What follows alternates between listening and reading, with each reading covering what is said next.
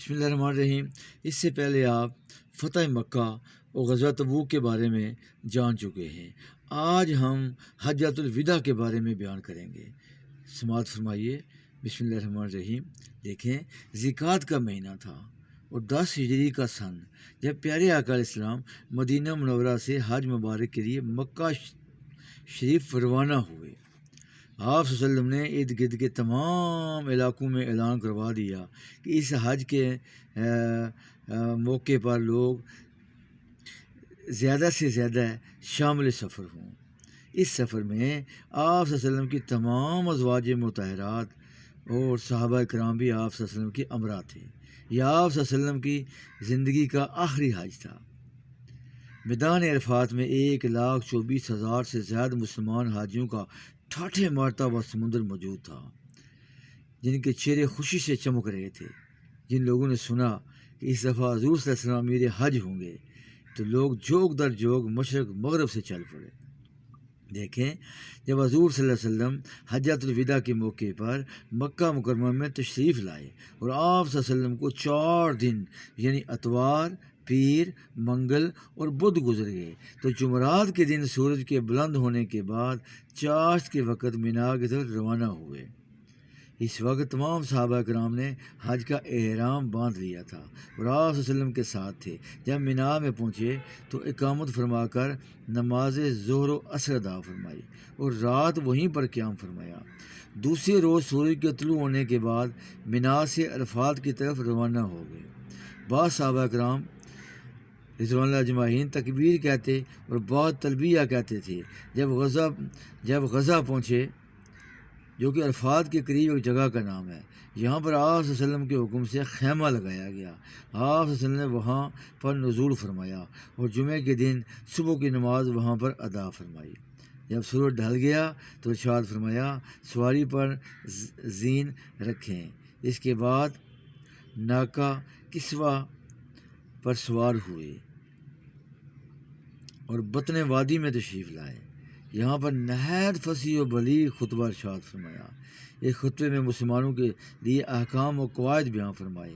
ارشاد فرمایا، تمہاری جانیں اور تمہارا مال اس دن، اس مہینے اور اس شہر کی حرمت کی معنی تم پر حرام ہے، یعنی عرفہ کا روز، ذی الحجہ کا مہینہ اور مکہ مکرمہ کا شہر۔ پھر فرمایا، جو چیزیں، جو طریقے زمانہ جاہلیت کی مقرر کردہ ہیں میرے قدموں کے نیچے ہیں، اور جاہلیت کے تمام خون یعنی جو اسلام سے پہلے ہوئے اور اس کے وارث بدلہ لینے کی کوششوں میں ہیں، وہ ختم اور باطل ہیں۔ اور پہلا خون جو میں باطل قرار دیتا ہوں ابن ربیعہ بن حارث بن عبد المطلب کا ہے، جو کہ میرے باپ کے بھائی کا بیٹا ہے۔ پھر ارشاد فرمایا، جاہلیت کے تمام سود ناپید ہیں۔ سب سے پہلا سود جو میں نابود کرتا ہوں وہ حضرت عباس رضی اللہ عنہ بن عبد المطلب کا سود ہے۔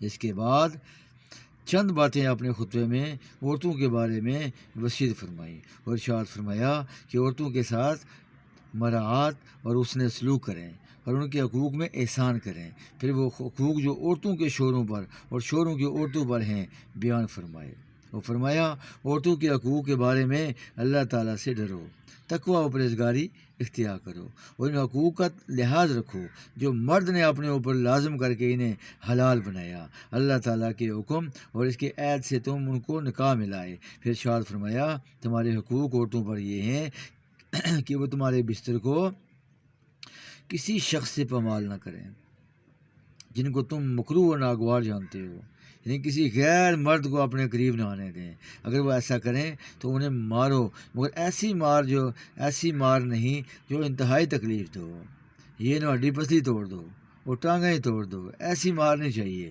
اور عورتوں کا تم پر نان و نفقہ اور عادت کے مطابق لباس اور انصاف فرض ہے۔ پھر ارشاد فرمایا، بلا شبہ میں تمہارے درمیان ایسی چیز چھوڑے جا رہا ہوں کہ اگر تم اسے مضبوطی سے پکڑے رکھو گے تو کبھی بھی گمراہ نہ ہوگے۔ آخری وقت میں نبی علیہ السلام نے صحابہ کرام کو امتحان کے لیے کہا کہ جاؤ کاغذ اور قلم لے آؤ تاکہ تمہیں میں ایک ایسی تحریر لکھ دوں میرے بعد تم گمراہ نہ ہو۔ حضرت عمر نے صحابہ سے فرمایا، اہل بیت سے فرمایا، اس وقت حضور صلی اللہ علیہ وسلم پر مشکل وقت ہے، نزع کا عالم ہے، ان کو مزید تکلیف میں ڈالنا مناسب نہیں ہے۔ ہمارے پاس اللہ کی کتاب موجود ہے، قرآن کریم ہمارے پاس موجود ہے۔ یہ بات حضور صلی اللہ علیہ وسلم کی حضرت عمر کو یاد تھی اور وہاں پہ یاد آ گئی کہ ہمارے پاس قرآن و سنت موجود ہے، قرآن ہمارے پاس موجود ہے، ہم نہیں گمراہ ہوں گے۔ یہ چیز قرآن پاک ہے۔ اس کے بعد صحابہ کرام رضوان اللہ اجمعین سے دریافت فرمایا کہ کل قیامت کے روز تم سے میرے بارے میں سوال کیا جائے گا کہ میں نے تمہارے ساتھ کیا معاملہ کیا اور میں نے تم میں کس طرح زندگی گزاری تھی، تو تم کیا جواب دو گے اور کیا کہو گے؟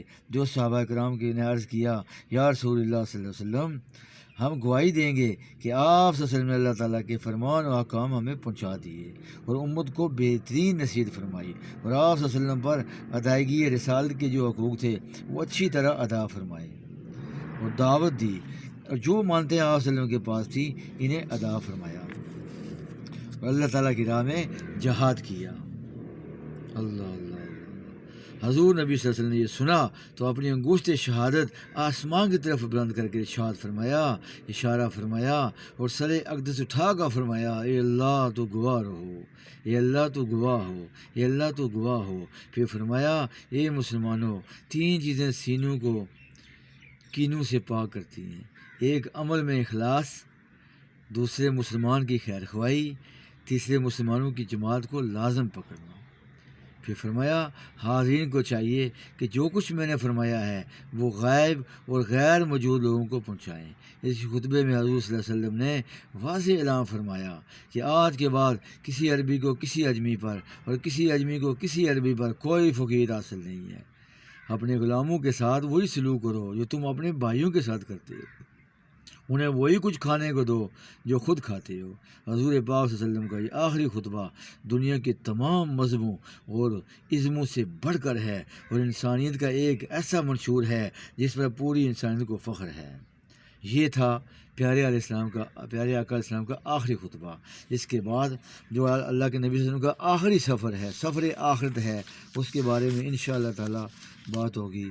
تو ہماری پلے لسٹ سیرت رسول صلی اللہ علیہ وسلم کے اندر آپ شروع سے جتنے ہمارے واقعات ہیں، فتح مکہ سے، تعمیر مکہ سے لے کر آج تک جتنے واقعات ہیں وہ سارے اس کے اندر موجود ہیں۔ آپ ٹائم نکالیں، وقت نکالیں، انشاءاللہ بہت فائدہ ہوگا۔ فی امان اللہ، السلام علیکم۔